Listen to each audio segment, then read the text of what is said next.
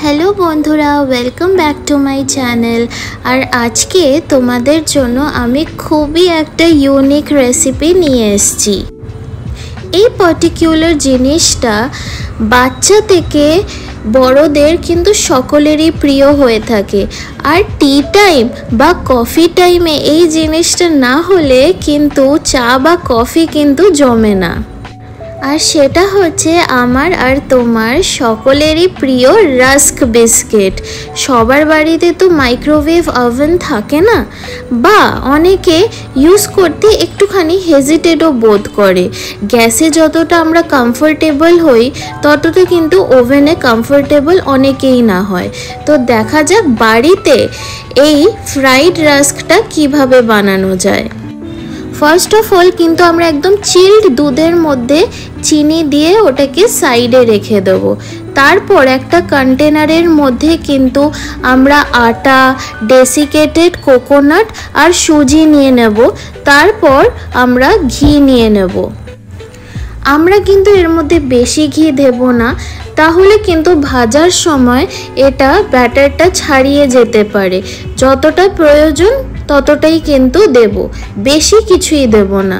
তারপর আমরা এটাকে ভালো করে মেখে নেব। এটা খেতে এতটা ভালো হবে বাড়িতে সেটা কিন্তু আশা করিনি, কিন্তু বাড়িতে এটা যখন মা বানালো ভাবলাম যে না, এইটা তো তোমাদের সাথে শেয়ার করতেই হবে।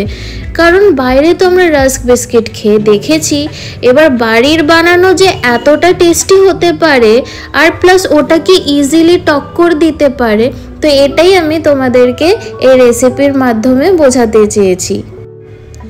আমাদের কিন্তু মাখাটা ঠিক এমনই ঝুরঝুরে হতে হবে। দেখো এমনি কি সুন্দরভাবে দেখানো হয়েছে ভিডিওতে। তারপর দুধে যে চিনিটা দেওয়া হয়েছে ওই চিনিগুলো কিন্তু আগে আমরা ওর মধ্যে দিয়ে দেবো। তারপর আমরা একটুখানি দুধ নিয়ে এটা কিন্তু আমরা মাখতে আরম্ভ করব। আমরা একবারেই বেশি দুধ দিয়ে দেবো না, তাহলে প্রবলেম হয়ে যাবে। একটু একটু করে দুধ নেব, তারপর এটাকে আমরা ভালো করে মাখবো। এটা কিন্তু তোমার ইজিলি তোমরা যদি এয়ার টাইট কন্টেনারে কোনো ভালোভাবে রাখো, এটাকে প্রিজার্ভ করে, ইজিলি কিন্তু তোমার 15 থেকে 20 দিন থেকে যাবে। তো ওটা নিয়ে কোনো প্রবলেমই হয় না। তো এটা তোমরা বেশি করে একবারে বানিয়ে রেখে দিতে পারো, আর বিকেলে চায়ের সঙ্গে এটা এনজয় করতে পারো। দেখো আমাদের ডোটা মাখা কিন্তু হয়েই গেছে, আর মাখার পর কিন্তু দেখতে ঠিক এমন লাগবে। তারপর আমরা ডোটাকে কিন্তু একটুখানি মোটা সসেজ হিসেবে আমরা এটাকে শেপ দেব, ঠিক এমনভাবে। ভিডিওতে যেমনভাবে দেখানো হচ্ছে ঠিক তেমনভাবেই কিন্তু আমরা এই আটার ডোটা সসেজ হিসেবে বানিয়ে নেব। তাহলে যখন এটাকে আমরা কাটবো তখন কিন্তু খুব সুবিধে হবে। তো মেক শিওর যেন আশেপাশে কোনো এমন ফাটা বা অমনি কিছু না থাকে এই আটার ডোতে, তাহলে বেটার হয়। তারপর আমরা কড়াইয়ের মধ্যে তেল দিয়ে দেব, আর তেলটা কিন্তু আমাদের ভালো করে গরম করে নিতে হবে। কারণ আমরা যখন যদি এই রাস্ক বিস্কুটটা দিয়ে দিই তাহলে কিন্তু বিস্কুটগুলো বাজে হয়ে যাবে। তো গরম তেল হওয়াটা কিন্তু খুব নেসেসারি।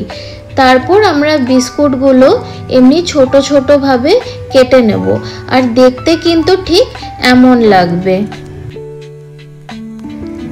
একদম ছোট রাস্ক শেপের তোমাদের বিস্কিট এমনিভাবেই দেখতে লাগবে। তারপর ওই গরম তেলের মধ্যে আমরা এক এক করে আমাদের রাস্ক বিস্কুটগুলো দিয়ে দেব। তোমাদের কাছে আমার একটাই রিকোয়েস্ট, তোমরা প্লিজ আমাদের পাশে থেকো, বিকজ তোমাদের সাপোর্ট আমাদের জন্য খুবই ইম্পর্টেন্ট। আর তোমরা থাকলেই তো আমরা আছি। তো প্লিজ তোমরা পাশে থেকো, এমনভাবেই আমাদেরকে সাপোর্ট করে যেও। আর প্লিজ আমার চ্যানেলটাকে একটা সাবস্ক্রাইব করে দিও, তাহলে আমাদের জন্য এটা কিন্তু খুবই এনকারেজিং একটা ব্যাপার হয়। দেখো আমাদের রাস্ক বিস্কুটটা কি সুন্দর এবার গোল্ডেন হতে লাগলো। এবার বিস্কিটটা যখন দুটো সাইডেই এমন গোল্ডেন ব্রাউন কালার হয়ে যাবে তখনই মনে করে নেবে যে তোমাদের বিস্কিট রেডি। তারপর আমরা কিন্তু তেল থেকে এটাকে বের করে তা একটুখানি আমরা ঠান্ডা হতে রেখে দেবো, কারণ গরম অবস্থায় কিন্তু আমরা কোনো কন্টেনারে এটা ভরে রাখবো না, ঠান্ডা হলেই তারপর আমরা এটা কন্টেনারে ভরে রাখবো। সত্যি বলছি তোমরা এটা একবার হলেও অ্যাটলিস্ট বাড়িতে বানিয়ে দেখো, তোমাদের সিরিয়াসলি বলছি খুবই ভালো লাগবে। And here you go, your fried rusk biscuit is ready. And if you like this recipe, then please do like and subscribe my channel and press the bell icon for more such amazing recipes. Thank you. তো চটপট এটা তোমরা বাড়িতে বানাও, কারণ বাইরের থেকে তো খেয়ে দেখেছই, বাড়িতে এবার ট্রাই করাই যাক যে কেমন হয় খেতে। বানাও আর আমায় কমেন্ট সেকশানে কিন্তু জানিও যে তোমাদের এই রেসিপিটা কেমন লাগলো। অ্যান্ড তোমাদের সাথে আবার দেখা হবে আবার কোনো এমন একটা নিত্য নতুন আর ভালো রেসিপি নিয়ে। Till then tata.